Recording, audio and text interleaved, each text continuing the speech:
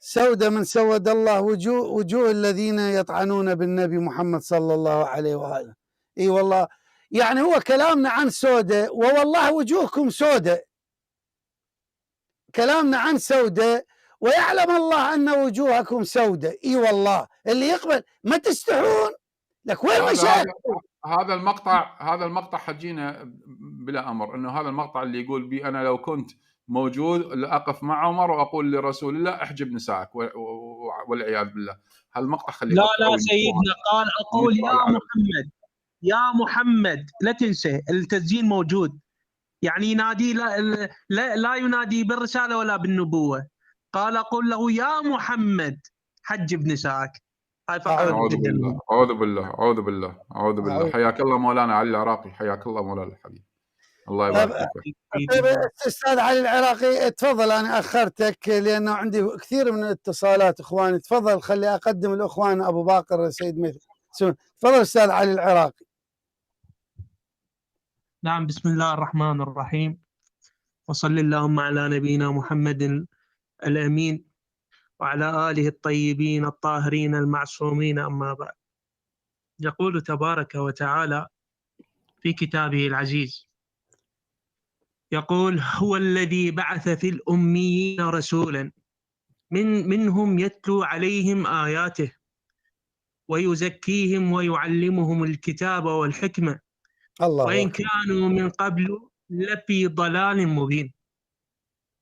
فالله عز وجل لما أرسل نبيه الكريم الرسول الأعظم محمد صلى الله عليه وآله، أرسله لهذه المهمة، وهي تزكية الناس وحضهم على الفضائل وليس العكس. يعني النبي صلى الله عليه وآله وسلم من خصائصه والواجبات التي أوجبها الله سبحانه وتعالى له أن يزكي الناس وليس العكس. يعني النبي صلى الله عليه وآله وسلم هو الذي يحرض الناس على الفضيلة، مو عمر يحرضه على الفضيلة. إن كان الحجاب والاحتشام والعفة والطهر فضيلة، فهذه من خصائص النبوة. فالنبي صلى الله عليه وآله وسلم مكلف من عند الله أن يزكي الناس ويحرضهم على الفضيلة ويزكيهم كما يقول تبارك وتعالى، وليس العكس. ولما نقرأ ونستقرأ هذه الأحاديث المكذوبة الموضوعة نجد أن عمر هو يزكي النبي صلى الله عليه وآله وسلم، هو الذي يحرضه ويحرض نساءه على العفة. هذا اختلال واضح بالموازين.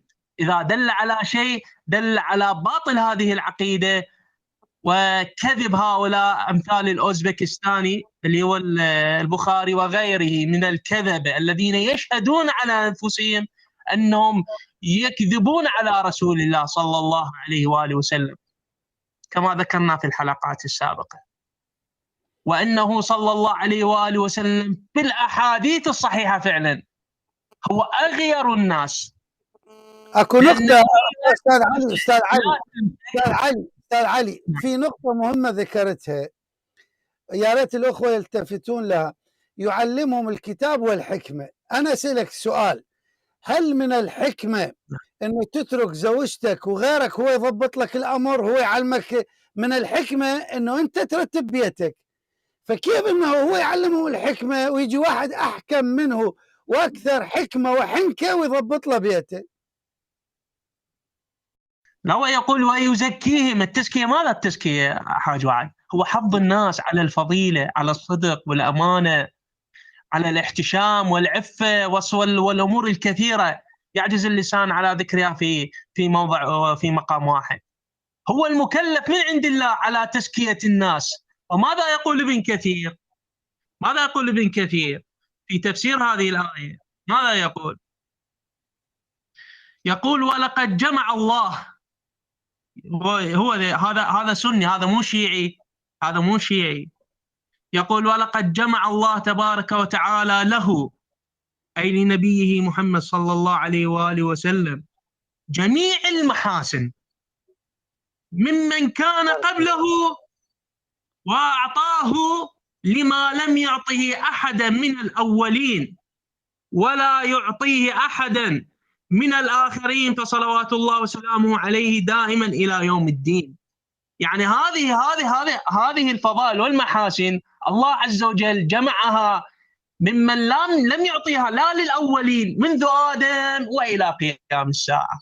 فكيف يأتي عمر يحرض النبي صلى الله عليه وآله وسلم كيف يحجب أن تحتشم نساءه، والنبي صلى الله عليه وآله وسلم لما سمع الناس استعجبوا واستعظموا من غيرة سعد يقول: أتعجبون من غيرة سعد وأنا أغير منه. فالنبي صلى الله عليه وآله وسلم هو أغير من عرفت البشرية، أغير الناس عامة وخاصة في أهله. وهذه الغيرة هي الصفة لا تنفك عن الخلق العظيم الذي اختصه الله تبارك وتعالى لنبيه ورسوله الأعظم صلى الله عليه وآله وسلم.